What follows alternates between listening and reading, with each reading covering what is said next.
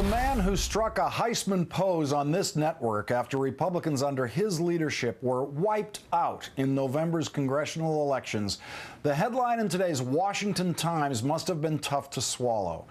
Exclusive. Ex-RNC chiefs rip Steele speaking fees. In our number 3 story, when the Republican-worshipping Washington Times, the Washington Times, gets 3 former chairmen of the Republican National Committee to bash Michael Steele, you know the Republicans are out for blood. The Times says Steele, as RNC chairman, quote, is using his title to market himself for paid appearances nationwide, personally profiting from speeches with fees up to $20,000 at colleges, trade associations, and other groups. Steele is paid over $200,000 a year for his RNC work. There are no rules prohibiting him from giving paid speeches. The Times cites a paid speech at a college in September and an upcoming Steele speech at DePaul University in Chicago. The RNC says the Washington Times report is silly. A spokesperson saying, quote, many Democrat and Republican national chairmen have regularly received outside income. That didn't keep 3 past Republican chairmen from going on record with their outrage. Among them, Jim Nicholson, a Bushie and RNC chair during the late 90s, who told the Times that Steele's job, quote, demands so much of your time that you can work 24/7 and not get everything done. So taking time out to speak for the benefit of one's own bank account is not appropriate.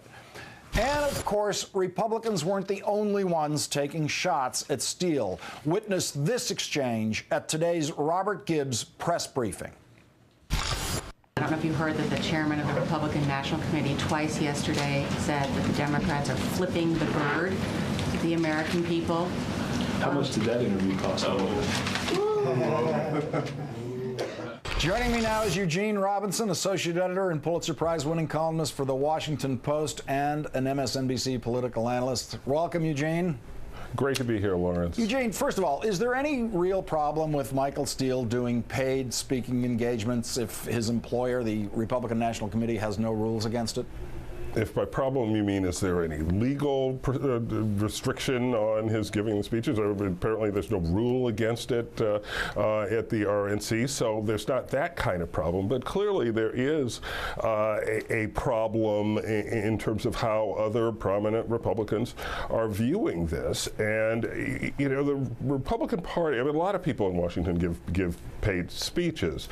The problem, I think, is that the Republican Party is supposed to stand for something. It's supposed to be an institution whose purpose is itself, not the aggrandizement of its chairman, and so it's supposed to have loftier goals than that, I think, and I think that's what people are reacting to.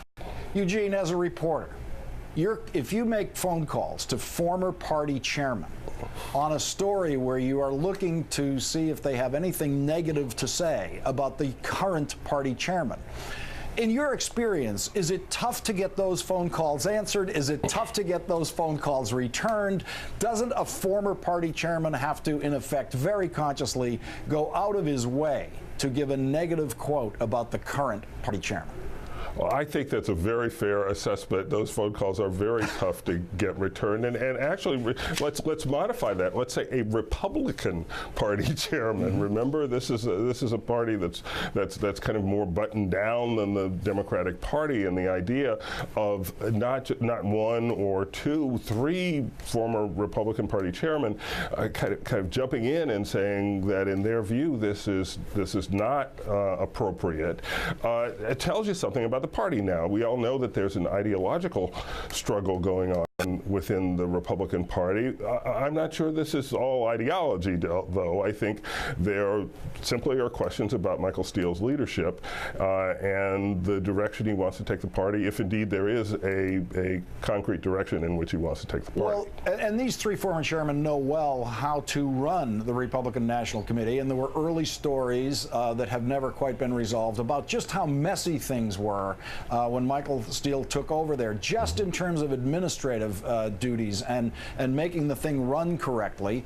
They may be disgusted by that, the way that looks to them. But he also has this problem with the right wing of the party, where he has kind of said to the Tea Party people, come on, it's a big tent, Olympia snow's okay. It seems like there's more than one reason why a former Republican Party chairman might want to see Michael Steele replaced quickly at this point, doesn't there?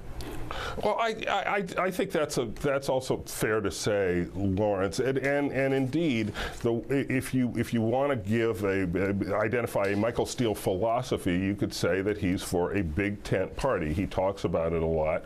It's unclear to me whether he's done a lot about it, but he talks about it. At the same time, I don't think these three chairmen, or former chairmen, are necessarily anti-big tent. They're not necessarily Tea Party folks. So there could be something personal going on here as well. Gene Robinson of MSNBC and the Washington Post, thanks for your time tonight.